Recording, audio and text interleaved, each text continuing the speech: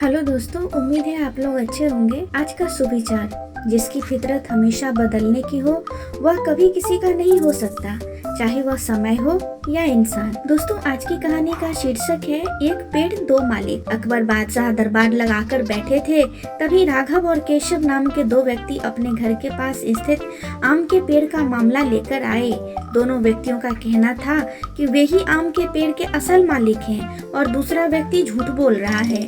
क्योंकि आम का पेड़ फलों से लदा होता है, इसलिए दोनों में से कोई उस पर से अपना दावा हटाना नहीं चाहते थे। मामले की सच्चाई जानने के लिए अकबर बादशाह राघव और केशव के आसपास रहने वाले लोगों से सच्चाई के बारे में पूछते हैं, पर कोई फायदा नहीं हो पाता।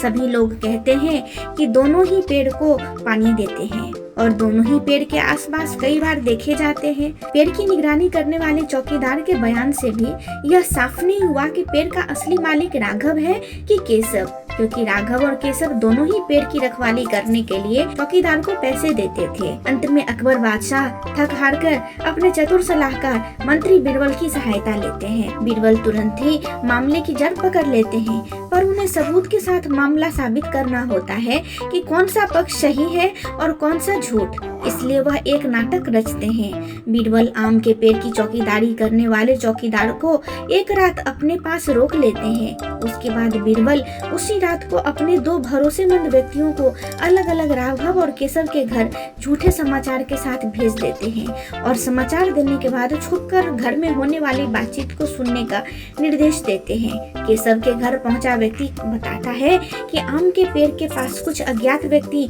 पके हुए आम चुराने की फिराक में हैं। आप जाकर देख लीजिए। यह खबर देते वक्त केशव घर पर नहीं होता, पर केशव के घर आते ही उसकी पत्नी यह खबर केशव को सुनाती है। केशव बोलता है, हाँ सुन लिया, अब खाना लगा। वैसे भी बादशाह अकबर के दरबार में अभी फैसला होना बाकी है, पता नहीं हमें मिलेगा कि नहीं, और खाली पेट चोरों से लड़ने की ताकत कहाँ से आएगी। वैसे भी चोरों के पास तो आजकल हथियार भी होते हैं। आदेश अनुसार झूठा समाचार पहुँचाने वाले व्यक्ति केशव की ये बात सुनकर बीरबल को बता देते हैं। राघव के घर पहुंचा बीरबल का आदमी भी वही कहता है कि आपके आम के पेड़ के पास कुछ अज्ञात व्यक्ति पके हुए आम चुराने की फिराक में हैं। जाइए, आप जाकर देख लीजिए। यह खबर देते वक्त राघव भी अपने घर पर नहीं होता, पर राघव के घर आते ही उसकी पत्नी यह खबर राघव को सुनाती है।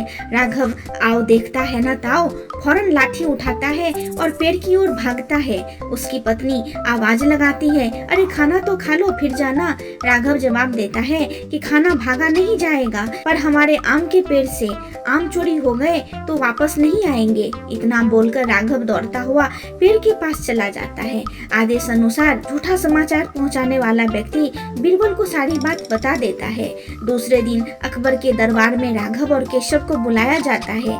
बीरबल रात को किए हुए परीक्षण का वृतांत बादशाह अकबर को सुना देते हैं, जिसमें भेजे गए दोनों व्यक्ति गवाही देते हैं। अकबर राघव को आम के पेड़ का मालिक घोषित करते हैं और केशव को पेड़ पर झूठा दावा करने के लिए कड़ा दंड देते हैं तथा मामले को बुद्धिपूर्वक चतुराई से सुलझाने के लिए बीरबल की प्रशंसा करते हैं। दोस्तों, सच ही तो है, जो व्यक्ति परिश्रम करके अपनी किसी वस्तु या संपत्ति का जतन करता है उसे उसकी परवाह अधिक होती है। कहने का मतलब ये है कि ठगी करने वाले व्यक्ति को अंत में दंडित होना ही पड़ता है, इसलिए कभी किसी के साथ धोखा ना करें। दोस्तों, आपको ये कहानी कैसी लगी मुझे कमेंट में जरूर बताएं और चैनल को लाइक, शेयर और सब्सक्राइब करना न भूलें।